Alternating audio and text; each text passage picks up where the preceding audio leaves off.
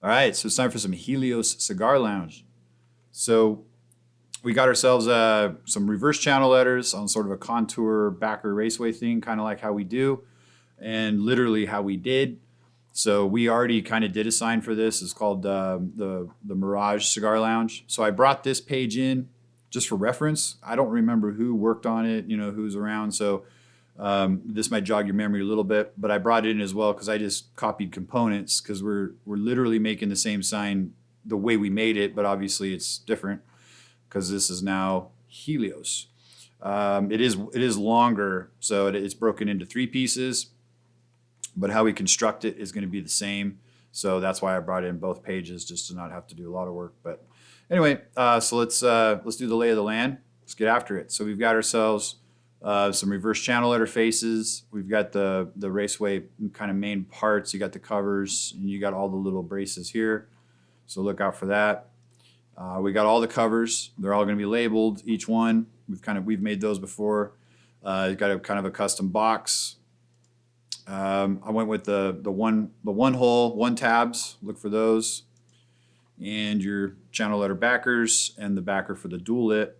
And then you have a face for the dual lit. Get that to first shop so they can get some vinyl on it for you for your trim cap. So, so we've done this before. Like I say, you're just going to bend these up 1, 2, 1, 2, mic check, get those bent. And then you're going to do a 1, 2, 2 and a 1, 2 on these. And then the guys with the little feeties here, they're the ones that get lords to the backers, right?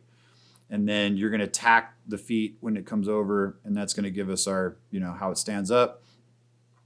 Also, you're going to tack in the main braces for the mounting screws. Your ends are, they're solid like this. They go to the end, obviously. That way this seals this up. Like all the ones that go in the middle will be notched to allow wires to cross over right across.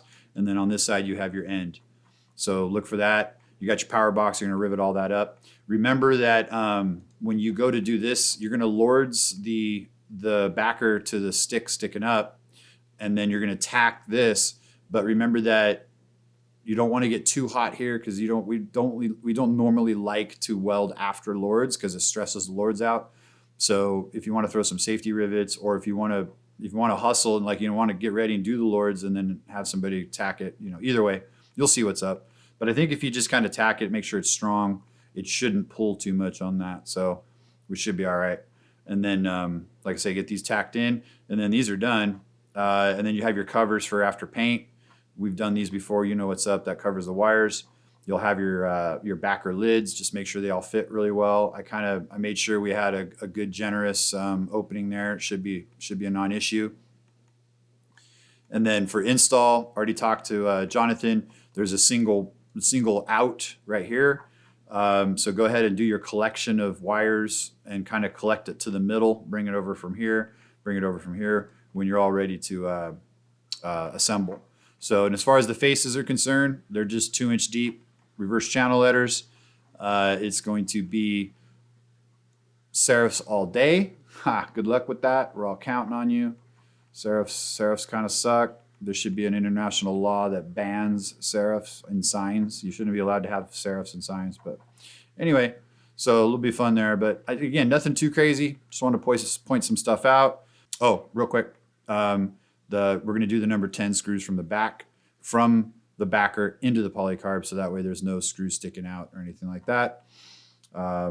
So there you go. So that's it. If you have any questions, hit me up. Check the technique. Check the technique.